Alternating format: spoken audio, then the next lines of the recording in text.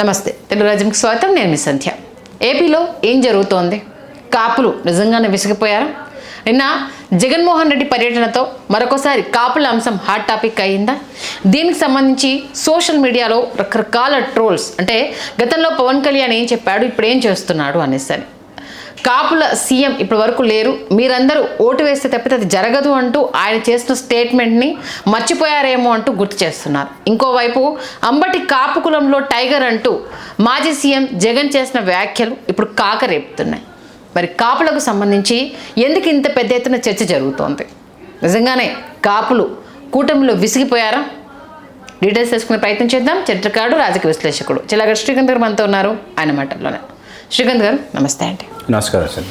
నిన్న జగన్మోహన్ రెడ్డి చేసిన కామెంట్, అలాగే గతంలో పవన్ కళ్యాణ్ చేసిన కామెంట్స్ రెండింటిని పక్కన పెట్టేసి కాపు టైగర్ అవునన్నా కాదనా అంబటి అంటూ ఆయనకు ఒక కిరీటం తగిలించేశారు.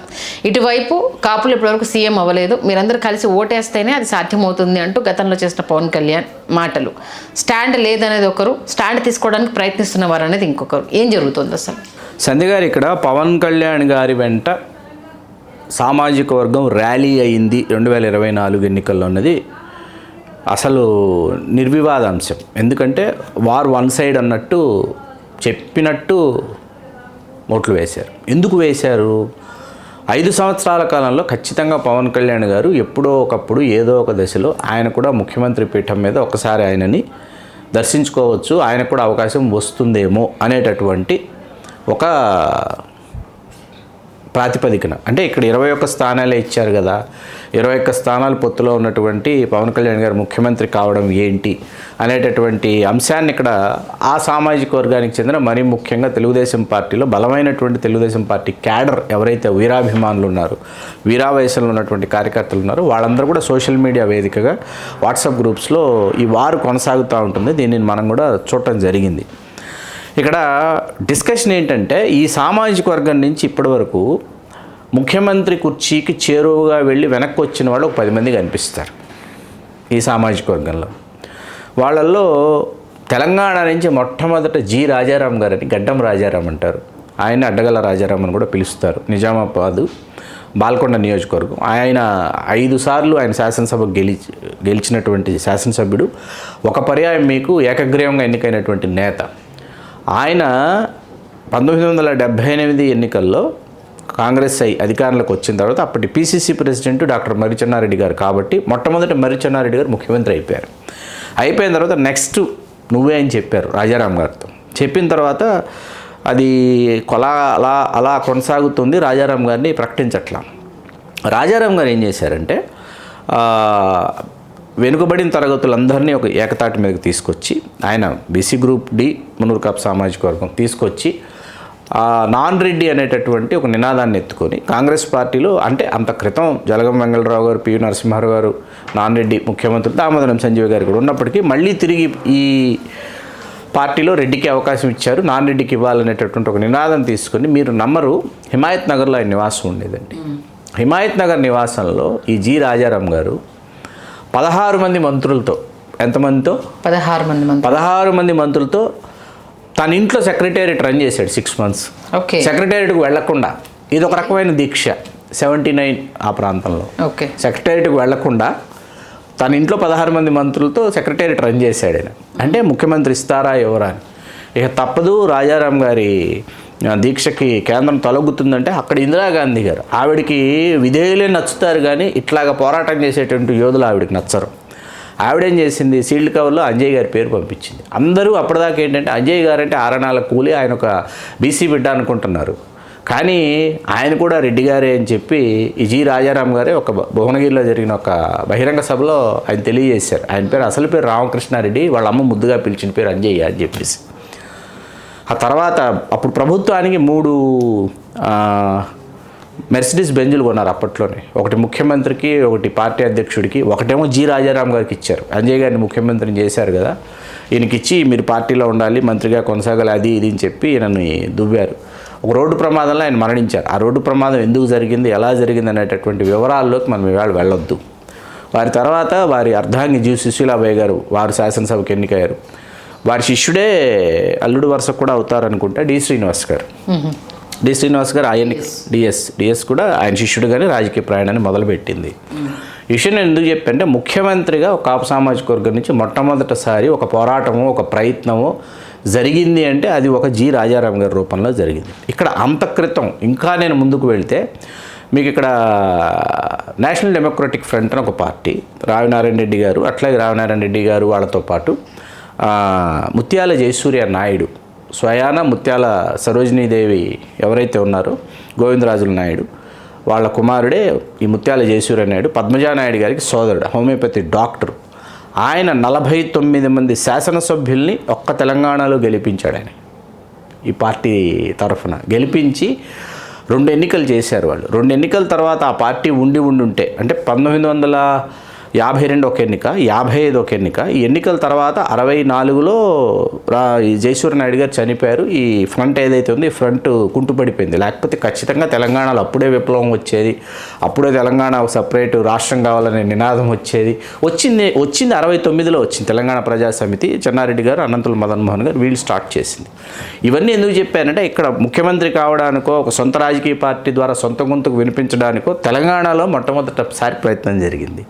ముత్యాల జయసూర్య నాయుడు గారు, జి రాజారాం గారు లాంటి యోధులు వాళ్ళ యొక్క గళాన్ని వినిపించారు. రాజీ లేని పోరాటం వాళ్ళు చేశారు. మరీ ముఖ్యంగా తెలంగాణలో ఉన్నటువంటి కేవలం వాళ్ళు కాపు కులానికి ఐకాన్స్ మాత్రమే కాదు, వాళ్ళు కాపు కులంలో పుట్టినప్పటికీ వాళ్ళ జన్మతః ఆ కులంలో పుట్టినప్పటికీ వాళ్ళు తెలంగాణలో ఉన్నటువంటి వెనుకబడిన తరగతులందరినీ కాపాడుకోవాలి, తెలంగాణ అస్తిత్వాన్ని కాపాడుకోవాలి, తెలంగాణలో ఉన్నటువంటి దళిత సోదరుల యొక్క గొంతుకు చాలా బలమైన గొంతుక, వీళ్ళందరినీ కాపాడుకోవాలి. ఇది ఒక ప్రత్యేకమైన సంస్కృతిని నినదించినటువంటి వాళ్ళు ముత్యాల జయసూర్య నాయుడు గారు, జి రాజారాం గారు. ఆ తర్వాత కాంగ్రెస్ పార్టీలో మనకేంటంటే ఆ సమయంలో 79, 82 మధ్యలో కాపు సామాజిక వర్గం నుంచి సరైనటువంటి దిశ లేకుండా ఎవరికి వాళ్ళు ఆయా ప్రాంతాలకు ప్రాంతీయ నాయకులుగా మిగిలిపోయారు. ఉత్తరాంధ్రకు వెళ్ళామనుకోండి, అక్కడ గొర్రె శ్రీరాములు నాయుడు గారు, కొమ్మూరు అప్పడదొర గారు కనిపిస్తారు. దిగువన మన తూర్పుగోదావరికి వచ్చేటప్పటికి తోట రామస్వామి నాయుడు గారు వీళ్ళు కనిపిస్తారు. వాళ్ళు ఏంటంటే ఆ ప్రాంతంలో ఒక సామంతరాజుల్లాగా ఒక గుత్తాధిపత్యాన్ని వహిస్తూ వస్తున్నారు తప్ప రాష్ట్ర వ్యాప్తంగా వచ్చేటప్పటికి తమ యొక్క నాయకత్వాన్ని రాష్ట్ర వ్యాప్తంగా ఆమోదించేటటువంటి పరిస్థితులు కానీ, లేకపోతే రాష్ట్ర వ్యాప్తంగా ప్రతి జిల్లాలో తమకు ఒక వర్గాన్ని తయారు చేసుకునేటటువంటి పరిస్థితి కానీ లేనటువంటి ఒక దశ అది. ఆ తర్వాత 89 నుంచి 94కి వచ్చేటప్పటికి ఖచ్చితంగా పి శివశంకర్ గారు కానీ, వి హనుమంతరావు గారు కానీ వీళ్ళిద్దరిలో ఎవరో ఒకరు ముఖ్యమంత్రి అవుతారు. పి శివశంకర్ గారు అయితే మీరు రాజీవ్ గాంధీ గారి హత్యానంతరం ప్రధానమంత్రి రేసులో పి శివశంకర్ గారి పేరు ముందు వరుసలో ఉంది. పి శివశంకర్ గారిని కాదని తప్పించి బీసీ కాదు, బీసీకి వద్దు, బ్రాహ్మణుడికి ఇవ్వాలని చెప్పి పి నరసింహారావు గారిని తీసుకొచ్చారు. లేకపోతే పి శివశంకర్ గారు అప్పుడే భారత ప్రధాని అయిపోయారు. ఎప్పుడైతే రాజీవ్ గాంధీ గారు అంతమొందించబడ్డారో వి హనుమంతరావు గారు ఖచ్చితంగా ముఖ్యమంత్రి అయ్యేటటువంటి అవకాశాన్ని 41 సంవత్సరాల వయసులో వి హనుమంతరావు గారు కోల్పోయారు. ఇంకా అక్కడి నుంచి మీకు మనకు 1994 నుంచి 2004 వరకు ఎవరు అధికారంలో? తెలుగుదేశం పార్టీ అధికారంలో ఉంది.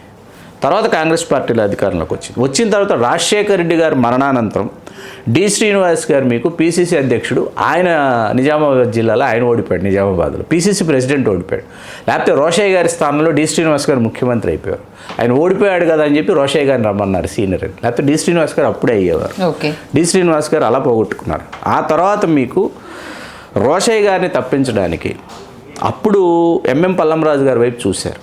ఎంఎం పల్లంరాజు గారే తీసుకెళ్ళి కిరణ్ కుమార్ రెడ్డి గారికి ఇవ్వండి, మీరు ఎలాగూ రాష్ట్రాన్ని విభజించేటటువంటి సమయంలో ఆ చెడ్డ పేరు నేను మూటగట్టుకోవాల్సి వస్తుందని మల్లిపూడి మంగపతి పల్లంరాజు గారు కిరణ్ కుమార్ రెడ్డి గారిని పీఠం మీద అధిరోహింపజేశారు. అధిరోహింపజేసిన తర్వాత ఎలాగైనా సరే కిరణ్ కుమార్ రెడ్డి గారిని కూడా తప్పించాలి అని సోనియా గాంధీ గారు చాలా ఆలోచించారు. ఈ సామాజిక వర్గానికి, కాపు సామాజిక వర్గానికి ఇవ్వాలి, ఇస్తే కానీ పార్టీ బతికి బట్టకట్టదు, ఈ విభజించిన తర్వాత ఈ పాపాన్ని మూటగట్టుకునే కంటే ఒక బలమైన సామాజిక వర్గానికి ముఖ్యమంత్రి ఇస్తే కొద్దో గొప్ప చెదురుమదురుగా కొన్ని స్థానాలు వస్తాయని బొత్స సత్యనారాయణ గారి పేరు, మళ్ళీ ఎంఎం పళ్ళమరాజు గారి పేరు, మళ్ళీ ఒకసారి కన్నా లక్ష్మీనారాయణ గారి పేరు, అంత క్రితం ఒకసారి డాక్టర్ దాసనారాయణ గారి పేరు పరిశీలించారు. ఇన్ని పేర్ల తర్వాత వీళ్ళల్లో మెజారిటీ పీపుల్ ఇంక్లూడింగ్ పల్లంరాజు గారు, ఇంక్లూడింగ్ డి శ్రీనివాస్ గారు, ఇంక్లూడింగ్ కన్నా లక్ష్మీనారాయణ గారు వీళ్ళందరూ వెళ్ళి చిరంజీవి గారికి ఇమ్మన్నారు. చిరంజీవి గారు మన పార్టీలోకి వచ్చారు, చేరారు, రాజ్యసభ తీసుకున్నారు, కేంద్ర మంత్రి. చిరంజీవి గారు లాంటి చరిష్మాటిక్ పర్సన్, ఆయన ముఖ్యమంత్రి కావాలని పార్టీ పెట్టి ప్రయాణం చేశారు. ఖచ్చితంగా భవిష్యత్తులో చిరంజీవి గారు ముఖ్యమంత్రి మన పార్టీలోకి వస్తే ఒక దశలో అవ్వచ్చు అని రాజశేఖర రెడ్డి గారు కూడా బ్రతికుండగా సోనియా గాంధీ గారితో మాట్లాడిన విషయం చాలామంది విశ్వసనీయ వర్గాల వాళ్ళకి తెలుసు. ఆయన భవిష్యత్తులో భారత ప్రధాని అవ్వాలని అనుకుంటుంటే రాజశేఖర రెడ్డి గారు చిరంజీవి గారికి ఇస్తే ఒక బలమైనటువంటి కమ్యూనిటీ, ఇంకో బలమైనటువంటి కమ్యూనిటీ బలంగా కాంగ్రెస్ పార్టీ ఉంటుంది అనేటటువంటి ఆలోచన ఆయనకి ఉండేది. అది చాలామందికి తెలియదు. చెప్పినా ఇప్పుడు ఎవరు అర్థం చేసుకోరు, వినరు, కాసేపు పక్కన పెడతాం. ఇక్కడ చిరంజీవి గారి పేరు వచ్చిందండి. చిరంజీవి గారి పేరు ఇవాళో రేపో ఇహనో ఇక ప్రకటించేస్తున్నారనేటటువంటి వాతావరణం ఏర్పడి చాలామంది అభిమానులు సంబరాలు చేసుకున్నారు, బాణాసంచాగాలు చేశారు. అయిపోయిన తర్వాత మీకు చిరంజీవి గారు సున్నితంగా తిరస్కరించారు. చిరంజీవి గారు సున్నితంగా తిరస్కరించడానికి కారణం ఏంటంటే రాష్ట్ర విభజన. రాష్ట్రాన్ని విభజించే ముందు నన్ను ముఖ్యమంత్రిగా మీరు కూర్చోబెడితే నా తర్వాత ఉమ్మడి ఆంధ్రప్రదేశ్కి నేను ముఖ్యమంత్రి అవుతా, కానీ ఉమ్మడి ఆంధ్రప్రదేశ్కి ఆఖరి ముఖ్యమంత్రి నా హయాంలో రాష్ట్రం విభజించబడింది అనేటటువంటి పాపాన్ని నేను మోయాల్సి వస్తుందని చిరంజీవి గారు సున్నితంగా తిరస్కరించారు. ఆ రోజు చిరంజీవి గారు ఎప్పుడైతే రాష్ట్రాన్ని విభజిస్తారని తెలిసిందో ఆ రోజే కేంద్ర మంత్రి పదవి వదులుకొని ఆయన కాంగ్రెస్ పార్టీ నుంచి వెలుపలికి వచ్చి మళ్ళీ నేను ప్రజా జీవితంలోకి వస్తున్నాను అనుంటే ఈ రాష్ట్రం పరిస్థితులు ఇంకోలాగా ఉండేవి. ఇటువంటి అవకాశాలన్నింటినీ వదిలిపెట్టేసిన తర్వాత తిరిగి మనకు ఎవరు అధికారంలోకి వచ్చారు? 2014లో కూటమి అధికారంలోకి వచ్చింది. పవన్ కళ్యాణ్ గారు కూటమిలో భాగస్వామి. ఆ తర్వాత 19లో వైకాపా అధికారంలోకి వచ్చింది. 24లో తిరిగి కూటమి భాగస్వామి పవన్ కళ్యాణ్ గారు అధికారంలోకి వచ్చారు. ఇప్పుడు పవన్ కళ్యాణ్ గారు ఆ రోజు చేసినటువంటి వ్యాఖ్యలు ఏంటి? ముందు మీరు ఓట్లు వేస్తే ముఖ్యమంత్రి అవుతాం, ఇప్పటి వరకు ఈ కులం నుంచి ముఖ్యమంత్రి కాలేదనేటటువంటి సున్నితమైనటువంటి అంశాన్ని ఆయన తెర మీద తీసుకొచ్చారు. ఇది చాలా బలంగా కులస్తుల యొక్క హృదయాల్ని తాకింది. ఎంత బలంగా తాకింది అంటే మీకు ఇక్కడ కొన్ని నియోజకవర్గాల్లో చాలా మనం అధ్యయనం చేస్తే సామాజిక రాజకీయ విశ్లేషకుడు కొన్ని నియోజకవర్గాలలో మీకు వైకాపా అభ్యర్థి ఎవరైతే సిట్టింగ్ ఎమ్మెల్యే ఉన్నాడో సిట్టింగ్ ఎమ్మెల్యే మీద అక్కడున్న నియోజకవర్గంలో ఉన్న వాళ్ళకి కోపం లేదండి. కొన్ని పర్టికులర్ కాన్స్టిట్యున్సీస్లో చూస్తే ఈ కమ్యూనిటీ పర్సనాలిటీస్ పేర్లు నేను చెప్పను, ఈ కమ్యూనిటీ ఎమ్మెల్యేస్ వైకాపాలో ఉన్నారు. వీళ్ళ మీద అక్కడ లోకల్గా ఉన్నటువంటి కమ్యూనిటీకి వాళ్ళ కమ్యూనిటీకి చెందిన వైకాపా ఎమ్మెల్యే మీద కోపం లేదు. పవన్ కళ్యాణ్ గారు చెప్పారు కాబట్టి, జగన్మోహన్ రెడ్డి గారు జగనాసురుడు కాబట్టి మనం ఇప్పుడు కూటమికి ఓటు వేసేయాలి అని కళ్ళు మూసుకొని వెళ్ళిపోయి కూటమి అభ్యర్థులకు ఓట్లు వేసేశారు. దాంట్లో జనసేన అభ్యర్థులు ఉన్నారు, భాజపా అభ్యర్థులు ఉన్నారు, తెలుగుదేశం అభ్యర్థులు మెజార్టీ అభ్యర్థులు ఉన్నారు. తెలుగుదేశం ఎప్పుడైతే మెజార్టీలో ఉందో 135 సీట్స్ తెలుగుదేశం వాళ్ళు ఉన్నప్పటికీ అక్కడ గంపగుత్తగా 135 ఒకసారి మనం చూస్తే భారీ ఆధిక్యతలు కనిపిస్తాయి. మనకి ఈ భారీ మ్యాజిక్ ఫిగర్స్ కనిపిస్తాయి. మ్యాజిక్ ఫిగర్స్ ఎందుకు వచ్చాయంటే వన్ సైడెడ్గా ఈ కమ్యూనిటీ క్యాస్ట్ వెళ్ళిపోయి చేసినటువంటి ఓటింగ్, ఆ ఓటింగ్ ప్యాటర్న్లో అర్థమవుతుంది మనకి. వీళ్ళు వన్ సైడెడ్గా చేసేసారు, వారు వన్ సైడ్ డిక్లేర్ చేశారని అర్థమవుతుంది మనకి. వీళ్ళు ఎందుకు చేశారంటే పవన్ కళ్యాణ్ గారు ఈ మాట చెప్పారంటే పవన్ కళ్యాణ్ గారికి అవకాశం వస్తుంది ముఖ్యమంత్రిగా అని.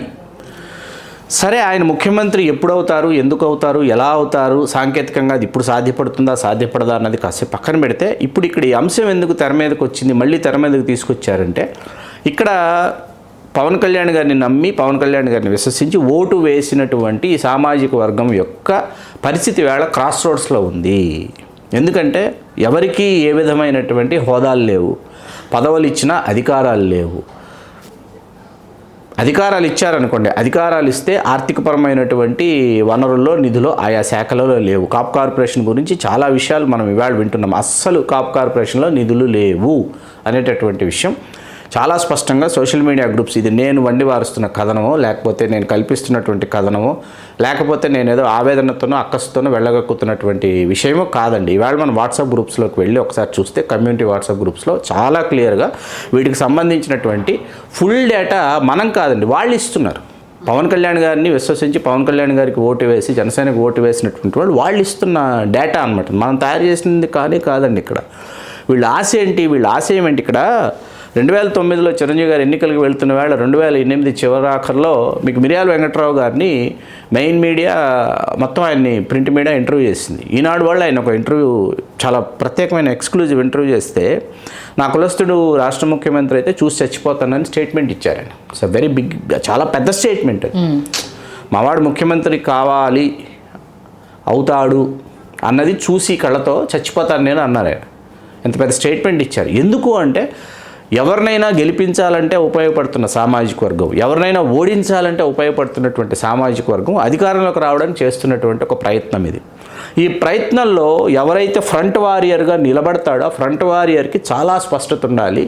ఆ స్పష్టత ఎంత స్పష్టత ఉండాలంటే, ఇప్పుడు మనకు చూస్తుంటామండి వాట్సాప్ గ్రూప్స్లో, మన కామెంట్ బాక్స్లో కూడా ఎవరో పెట్టారు, మనం తెలుగుదేశం గురించి మాట్లాడుతూ, కూటమి గురించి మాట్లాడుతుంటే, ఇలా నువ్వు వైసీపీ వాళ్ళ గురించి నువ్వు ఎందుకు చేయవు అంటే, వైసీపీ వాళ్ళ గురించి కూడా మనం మాట్లాడబోతున్నాం. ఎప్పుడు మాట్లాడబోతున్నాం?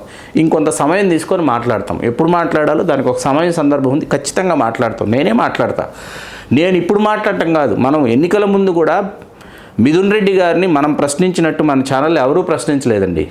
రాజంపేట లోక్సభ సభ్యుడు మిథున్ రెడ్డి గారిని ఎందుకు ప్రశ్నించామంటే, రాజంపేట సంప్రదాయంగా బలిజల స్థానం, ఆ స్థానాన్ని విడిచిపెట్టమని చెప్పి మిథున్ రెడ్డి గారు మీరు వచ్చి ఈ స్థానాన్ని కబ్జా చేశారని చెప్పి మనం చేసినన్ని వీడియోలు, మనం చేసినన్ని విశ్లేషణలు ఎవరూ చేయలే. సరే, ఇప్పుడు ఇక్కడ కాసేపు ఈ టాపిక్ తీసుకుంటే, ఇందులో వాట్సాప్ గ్రూప్స్లోకి వెళితే తెలుగుదేశం పార్టీ అధికారంలోకి వస్తే సొంత సామాజిక వర్గానికి 1 2 3 4 5 6 7 8 9 10 11 12 వీళ్ళకే ఇస్తుందని మెసేజ్లు పెడుతూ ఉంటారు. ఈ కార్పొరేషన్ చైర్మన్ ఇచ్చారు, ఇందులో ఎక్కువ భాగం వాళ్ళకే ఇచ్చారు, ఈ టెంపుల్ చైర్మన్స్ అన్నీ వాళ్ళే తీసుకున్నారు అనేటటువంటి ఒక లిస్ట్ పెడతారు.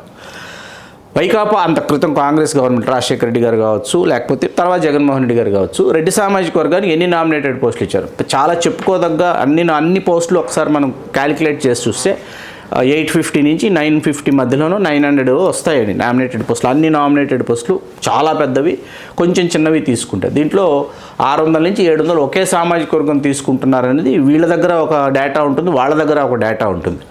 ఇక్కడ ఎందుకు ఈ అంశాన్ని నేను తెర మీదకు తీసుకొచ్చానంటే, రిజర్వేషన్లు ఈ సామాజిక వర్గానికి అప్పుడిప్పుడే ఇవి కన్సూప్ మేరలో అందుబాటులో లేవండి. ఈడబ్ల్యూఎస్ అనేది ఈ జాతికి ఏదైనా దిశానిర్దేశం చేసేది ఏదైనా ఉందంటే అది ఈడబ్ల్యూఎస్ ఏదైతే ఉందో దానివల్ల ఈ జాతి ముందుకెళ్ళాలండి. కాసేపు దీన్ని పక్కన పెడితే రాజ్యాధికారం ఒక్కటే వీళ్ళు మరింత ఎదగడానికి, మరింత అభ్యున్నతిని సమాజంలో సాధించడానికి, వీళ్ళ తర్వాత మిగతా శ్రామిక కులాలు ఏవైతే ఉన్నాయి, మిగతా వెనుకబడిన తరగతుల వాళ్ళు ఎవరైతే ఉన్నారు, దళిత సోదరులు ఎవరైతే ఉన్నారు, మైనార్టీలు ఎవరైతే ఉన్నారో వాళ్ళు మరింత స్వావలంబన సాధించడానికి ఈ సింగిల్ లార్జెస్ట్ కమ్యూనిటీ ఫుల్ ప్లేజ్డ్గా పవర్లోకి వస్తేనే సాధ్యమవుతుంది. ఎందుకు తీసుకొచ్చాము ఈ టాపిక్ అంటే, నేను ఇందాక ఫ్రంట్ వారియర్ అనే ఒక మాట వాడా. ఈ ఫ్రంట్ వారియర్కి చాలా స్పష్టత ఉండాలి. ఫ్రంట్ వారియర్కి ఎంత స్పష్టత ఉండాలంటే, ఇప్పుడు ఎంత స్పష్టత ఉండాలో ఒక ఇన్స్టెంట్ చెప్తా. 2004లో రాజశేఖర రెడ్డి గారు అధికారంలోకి వచ్చారు. మరుసటి రోజు మరునాడు మిర్యాల వెంకట్రావు గారికి నేను ఫోన్ చేసి, సార్ రాజశేఖర రెడ్డి గారు ముఖ్యమంత్రి అయినప్పటికీ మిగతా కమ్యూనిటీస్ని అందరినీ కూడా సమాదరించవచ్చు అని అనిపిస్తోంది. ఎందుకు నేనంటే, బస్సు యాత్ర అని ఒకటి చేశారండి కాంగ్రెస్ పార్టీ. రాజశేఖర రెడ్డి గారి పాదయాత్ర ముగింపుకు వచ్చేటప్పటికి కాంగ్రెస్ పార్టీలో అన్ని సామాజిక వర్గాల వాళ్ళు కలిసి రాష్ట్ర వ్యాప్తంగా ఒక బస్సు యాత్ర చేశారు. ఇందులో దాసనారాయణరావు గారు లీడ్ తీసుకున్నారు, నాదెండ్ల భాస్కర్రావు గారు ఉన్నారు, చాలామంది ఉన్నారనమాట. అన్ని సామాజిక వర్గాల వాళ్ళు కలిసి, షబ్బీర్ అలీ గారు, ఇంకొకరు ముఖేష్ గౌడ్ గారు అందరూ కలిసి బస్సు యాత్ర చేశారు. బస్సు యాత్ర ఎందుకు చేశారు? ఆ చివరి నుంచి ఈ చివరి వరకు అందరూ వరుసగా నిలబడ్డారు అనుకోండి, వి హనుమంతరావు గారు వగైరా. కింద ఉన్నటువంటి కమ్యూనిటీస్ ఏంటంటే, మావాడు అక్కడ నించుని ఉన్నాడు, మావాడు ఈ పార్టీలో ఉన్నాడు, మావాడు ఎదుగు అక్కడ ఆ స్థానంలో ఉన్నాడని తమను తాము ఐడెంటిఫై చేసుకుంటారు. చెప్పుకొని వాడు కనెక్ట్ అవుతాడు. కనెక్ట్ అయ్యి మా పెద్ద ఆయనకి ఏదో మంచి పదవి వస్తే నేను ఒక సేఫ్ జోన్లో ఉంటా అనేటటువంటి ఓ మైండ్ సెట్ అండి, హ్యూమన్ సైకాలజీ. అంటే మా పనులు చేయించుకోవచ్చు, లేకపోతే మా దాంట్లో ఒకరు ఉన్నారు అని చెప్పుకునేటప్పుడు, మనం లేకపోయినా మా దాంట్లో ఒకరు ఉన్నారు అని చెప్పుకోవడానికి హ్యాపీగా ఫీల్ అయ్యే సందర్భాలు కూడా ఉంటాయి కదా. ఇప్పుడు అసలు సంగతికి వద్దాం. చెప్తే వెంకట్రావు గారు నవ్వి వారం తర్వాత మాట్లాడుకుందామా అన్నారు. సరే వారం తర్వాత మాట్లాడుకుందాం. సరిగ్గా వారం అయిన తర్వాత నేను ఫోన్ చేయలేదు, ఆయన ఫోన్ చేశారు. అప్పటికి వారంలో జరగాల్సినవన్నీ జరిగిపోయిన తర్వాత, నువ్వు ఇటు వస్తున్నావా లేకపోతే ఫోన్లో మాట్లాడుకుంటే, వద్దు సార్ నేనే వస్తాను, నేనే వెళ్ళాను. నేనే వెళ్ళిన తర్వాత కూర్చున్న తర్వాత, ఏంటి వారం క్రితం ఏదో అన్నావు అన్నారు. నన్ను నవ్వేస్తే, చెప్పవయ్యా చెప్పు, వారం క్రితం ఏమన్నావు అన్నారు. అదే సార్, రాజశేఖర రెడ్డి గారు ముఖ్యమంత్రి అయితే మిగతా అందరినీ కూడా సమాదరిస్తారేమో అని అనిపించింది సార్, అన్ని కమ్యూనిటీస్కి సమానమైనటువంటి గుర్తింపు ఉంటుందని అనుకున్నానంటే, మరి అనుకున్నది జరిగిందా అంటే నేను నవ్వితే టీటీడీ చైర్మన్ ఎవరు అని అడిగారండి. సుబ్రహ్మణ్య రెడ్డి గారికి ఇచ్చారు. డీజీపీ ఎవరు? దినేష్ రెడ్డి గారికి ఇచ్చారండి. అడ్వకేట్ జనరల్ ఎవరు? సుదర్శన్ రెడ్డి గారికి ఇచ్చారండి. హోమ్ మినిస్టర్ ఎవరు? జానారెడ్డి గారికి ఇచ్చారండి. స్పీకర్ ఎవరు? సురేష్ రెడ్డి గారికి ఇచ్చారు. చూసావా ఎలా ఉందో, రాజ్యం రెడ్డి భోజ్యం అన్నారు ఆయన. ఎందుకు ఈ మాట అన్నారంటే ఎవరు చీఫ్ మినిస్టర్గా ఉంటే వాళ్ళు వెంటనే ఏంటంటే వాళ్ళ నా సామాజిక వర్గాన్ని నేను ఎట్లా అప్లిఫ్ట్ చేయాలి, ఎట్లా నేను హ్యాండ్ హోల్డ్ చేయాలనేటటువంటి ఒక ఎజెండా పెట్టుకుంటారు. ఈ అజెండా అణువణువున ప్రతి రక్త బిందువులో నరనరన ఎక్కించుకున్నవాడే ముఖ్యమంత్రి పదవికి అర్హుడవుతాడు. ఆ అర్హతలన్నీ పవన్ కళ్యాణ్ గారికి ఉన్నాయా లేవో పవన్ కళ్యాణ్ గారు ఆత్మపరిశీలన చేసుకోవాలని ఆ సామాజిక వర్గాన్ని నేను కోరుకుంటున్నాను. అంటే ఇప్పుడు అంబటిని హైలైట్ చేయడం ఎలా చూడాలి మరి? ఎవరు? జగన్మోహన్ రెడ్డి చేసిన వ్యాఖ్యలు. దీన్ని మనం ఎట్లా తీసుకోవచ్చు అంటే 1989 ఏదైతుందో 88 డిసెంబర్ 26 వంగవీటి మోహన్ రంగారావు గారు అసాసినేషన్ జరిగిన తర్వాత మీకు కన్నా లక్ష్మీనారాయణ గారు ఒకరు, కన్నా లక్ష్మీనారాయణ గారిని కూడా మీకు తర్వాత అంతమందిద్దాం అనుకున్నారు. ఆ సమయంలో అనుకున్నారు, ఆ సమయంలో సాధ్యపడదని 94 తర్వాత కూడా అనుకున్నారు. కన్నా లక్ష్మీనారాయణ ఇవాళ అంబటి రాంబాబు ఇంటి మీద ఏవైతే రాంబాబు గారి ఇంటి మీద జరిగినటువంటి దాడి, ఇటువంటి దాడే కన్నా లక్ష్మీనారాయణ గారి మీద 1995లో జరిగింది. కావాలంటే యూట్యూబ్లో బోల్డెన్ వీడియోలు ఉన్నాయి. అప్పుడు కన్నా లక్ష్మీనారాయణ గారు మాట్లాడినటువంటి విషయాలన్నీ ఉన్నాయి, చూడొచ్చు. ఓకే. కన్నా లక్ష్మీనారాయణ గారు గోదావరి జిల్లాలో జక్కంపూడి రామ్మోహన్ రావు గారు, వైజాగ్ వెళ్ళేటప్పటికి గుడివాడ గురునాథరావు గారు, మళ్ళీ గుంటూరు జిల్లాలో కన్నా లక్ష్మీనారాయణ గారు, తర్వాత అంబటి రాంబాబు గారు, వీళ్ళందరూ కూడా 89లోనే ప్రత్యక్ష రాజకీయాల్లో కాంగ్రెస్ పార్టీ ద్వారాల గుండా అడుగుపెట్టిన వాళ్ళు. హైదరాబాద్లో పుంజాల సుధీర్ కుమార్ గారు, మలక్పేట నియోజకవర్గానికి వీళ్ళందరూ ఎందుకు వచ్చారంటే ఆ రంగా గారి అసాసినేషన్లో నుంచి కాంగ్రెస్ పార్టీ యువజన కాంగ్రెస్లో ఉన్న వీళ్ళందరూ కూడా పూర్తిస్థాయి రాజకీయ నాయకులుగా రూపాంతరం చెంది డి శ్రీనివాస్ గారు నిజామాబాద్ వీళ్ళందరూ వచ్చినటువంటి సమయం అండి. 1978 ఎలాగైతే ఒక ట్రాన్స్ఫర్మేషన్ ఇయరో యంగ్ టర్క్స్ రావడానికి 82, 85 రామారావు గారి పీరియడ్లో ఎట్లా కొత్త రక్తం కొత్త రాజకీయ నాయకులు వచ్చారో అట్లా మీ 89 కూడా కాంగ్రెస్లో చాలా కొత్త రక్తం వచ్చింది. ఈ సామాజిక వర్గం నుంచి ఎక్కువ మంది వచ్చారు లోపలికి. ఖచ్చితంగా ఆయన అవునన్నా కాదన్నా అంబటి రాంబాబు గారు కొన్ని చేశారు, కొంత పోరాటం చేశారు. ఆయనలో ఉన్న ఒక క్వాలిటీ ఏంటంటే, ఒక రాజకీయ విశ్లేషకుడిగా ఒక క్వాలిటీ చెప్తా, అదేంటంటే నమ్మినటువంటి నాయకుడికి లేదా నేను నమ్ముకున్నటువంటి పార్టీకి నేను విధేయుడిని అనేటటువంటిది ఒక క్వాలిటీ అండి. ఆ క్వాలిటీ ఆయనలో ఉంది. ఓకే. ఎవరికి నచ్చినా నచ్చకపోయినా ఆ క్వాలిటీని మనం అంగీకరించి తీరాలి. ఆయన ఆ క్వాలిటీని బేస్ చేసుకుని ఆయన పాలిటిక్స్ చేస్తున్నారు. ఆ క్వాలిటీని బేస్ చేసుకుని ఆయన తన పొలిటికల్ ఓడిపోయిన తర్వాత రాజశేఖర రెడ్డి గారు రేపల్లి నుంచి ఆయన ఓడిపోతే వద్దు రాంబాబు ఒకసారి గెలిచి 2 సార్లు ఓడిపోయావు కదా. 2004 రాజశేఖర రెడ్డి మీకు రాష్ట్ర వ్యాప్తంగా రాజశేఖర రెడ్డి గారితో పాదయాత్ర చేసిన వాళ్ళల్లో కరుణాకర్ రెడ్డి గారు ఒకరు తిరుపతి నుంచి, కోటమిరెడ్డి శ్రీధర్ రెడ్డి గారు నెల్లూరు నుంచి, అంబటి రాంబాబు గారు తోడు రాజశేఖర రెడ్డి గారితో కలిసి నడిచింది వీళ్ళు ముగ్గురేనండి. అంత విధేయుడు ఆయన, తను నమ్ముకున్నటువంటి నాయకుడికి అంత విధేయుడు అంబటి రాంబాబు గారు.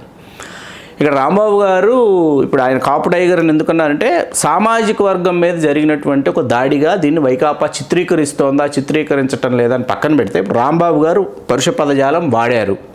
పరుష పదజాలం వాడిన తర్వాత అసలు క్షమాపణ చెప్పారు. చెప్పడానికి ముందు పరుష పదజాలం వాడడానికి ఆ మధ్యలో ఏంటంటే చంద్రబాబు నాయుడు గారు సొంత సామాజిక వర్గానికి చెందినటువంటి కొంతమంది మహిళలు, వాళ్ళు మహిళా నేతలు కాదండి, నేతలు కూడా కాదు, మళ్ళీ మహిళలు, వాళ్ళు వాడినటువంటి పదజాలం ఏ విధంగా ఉందో, ఎటువంటి భాష వాళ్ళు వాడారో దాన్ని కూడా మనం ఇవాళ సోషల్ మీడియాలో మనం వింటున్నాము చూస్తున్నాము. అంటే ఇప్పుడు మీరు మీ సామాజిక వర్గానికి చెందిన వాళ్ళతో మీరు ఈ విధమైనటువంటి పదజాలంతో మీరు మాట్లాడించడం సరైనది సబబు అని మీరంటే, వాళ్ళు మరి మాట్లాడింది వాళ్ళు ఉపయోగించినటువంటి పదజాలమో భాషోభావజాలమో సరైందని వాళ్ళు అంటే ఏ స్థాయికి వెళ్ళిపోయిందంటే ఇది తారాస్థాయికి చేరుకుంది. ఇక్కడ ఎవరు కరెక్ట్ అని నేను చెప్పటం లేదు, వీళ్ళు కరెక్ట్ అని నేను చెప్పటం లేదు, వాళ్ళు కరెక్ట్ అని నేను చెప్పటం లేదు. ఇది నిస్సిగ్గుగా నిర్లజ్జగా నిస్సందేహంగా బాహాటంగా ఇది ఏమైపోయిందంటే పూర్తి స్థాయిలో పోరు కింద ఆయన క్షమాపణ చెప్పాడు, చెప్పకుండా అయితే లేడు. అంబటి రాంబాబు గారు వాడేశారు, నోరు జారాడు. ఆయన నోరు జారిన తర్వాత నా తప్పు తెలుసుకున్నాను, తప్పు అయిపోయింది, నేను ఇటువంటి పదజాలు నేను వాడి ఉండకూడదు అని చెప్పేసి ఆయన పశ్చాత్తాపడడం కూడా జరిగిన తర్వాత దీనిని పదే అంటే అదేదో తీవ్రవాదిలాగా తీసుకెళ్ళింది కూడా. ఇవన్నీ ఇంటికి వచ్చి కొంతమంది వచ్చి వాళ్ళ ఇంటికి వచ్చి వాళ్ళు చేసినటువంటి నానా రభస మనం ఒకసారి చూస్తుంటే ఏంటంటే ఎటువంటి పరిస్థితుల్లో ఉన్నాము, రాష్ట్రం ఏమైపోతుంది, ఏ రాష్ట్రం ఏ హరితాంధ్రప్రదేశ్, ఏ స్వర్ణాంధ్రప్రదేశ్, ఏ ఆంధ్రప్రదేశ్గా మారబోతుంది అన్నది కూటమి నేతలు ఒకసారి కూర్చుని కూలంకషంగా చర్చించుకుని వాళ్ళు నిర్ణయం తీసుకోవాలి. అంటే శ్రేణుల్ని, పార్టీ శ్రేణుల్ని ఏ విధంగా మోహరించేయాలి, వాళ్ళకి ఎటువంటి క్రమశిక్షణ నేర్పించాలి, ఏ పరిస్థితుల్లో వాళ్ళకి ఎటువంటి మేనేజ్మెంట్, యాంగర్ మేనేజ్మెంట్ ఉంటుంది, టైం మేనేజ్మెంట్ ఉంటుంది, రకరకాల మేనేజ్మెంట్లు ఉంటాయి, అవన్నీ కూడా నేర్పించాలి. ఇక్కడ తెలుగుదేశం పార్టీకి ఒకప్పుడు చాలా సంస్థాగతమైన నిర్మాణము, క్రమశిక్షణాయుతమైనటువంటి శిక్షణా శిబిరాలు, శిక్షణా తరగతులు, సదస్సులు అన్నీ నిర్వహించేవాళ్ళు. నాకు జనసేన గురించి ఆ పద్ధతి జనసేనలో ఉందో లేదో నాకు తెలియదు. నాకు తెలుగుదేశం గురించి నాకు తెలుసు. ఇప్పుడు అటువంటి సంప్రదాయం తెలుగుదేశంలో వాళ్ళు కొనసాగిస్తున్నారా, లేకపోతే దాన్ని ఏమైనా కాసేపు దాన్ని పక్కన పెట్టారు, అస్త్రసన్యాసం లాంటిది ఏమైనా చేశారో అర్థం కావటంలా. ఎందుకంటే క్రమశిక్షణకు మారుపేరు, నీతి నిజాయితీలకు మారుపేరు, సమయపాలనకు మారుపేరు, ఇన్ని చెప్తూ ఉంటారు తెలుగుదేశం పార్టీ వాళ్ళు. మరి దీన్ని ఏమంటారు, ఈ పద్ధతిని ఏమంటారు, ఈ విధానాన్ని ఏమంటారు? అందుకోసమనే ఇంత ఉధృతంగా దీని గురించి చర్చ అంటారు. లోతులోకి వెళ్ళి అంటే ఎక్కడ ప్రారంభమైంది, ఎందుకు కాపు నేత ఉండాలన్న కోరిక నువ్వు కాపు సామాజిక వర్గం తెర మీద తీసుకొచ్చింది, దానికోసము పవన్ కళ్యాణ్ దిక్సూచిగా ఎందుకు కనిపించాలన్న విషయానికి సంబంధించి ఒక్కొక్క పాయింట్ని చాలా క్లియర్గా విశ్లేషణ అందించారు. ధన్యవాదాలు శ్రీకాంత్. ధన్యవాదాలు సంధ్య గారు. హలో, తెలుగు రాజ్యం ఛానల్ చూస్తున్నారా? సామాజిక, రాజకీయ, జీవన చిత్రణే తెలుగు రాజ్యం. అతిశయోక్తులు, అసత్యాలు ఉండవు. రాజకీయ కోణం కాదు, ప్రజా కోణమే కొలబద్ద. తెలుగు రాజ్యం వీక్షణ మీ ఉత్తమ అభిరుచికి నిదర్శనం.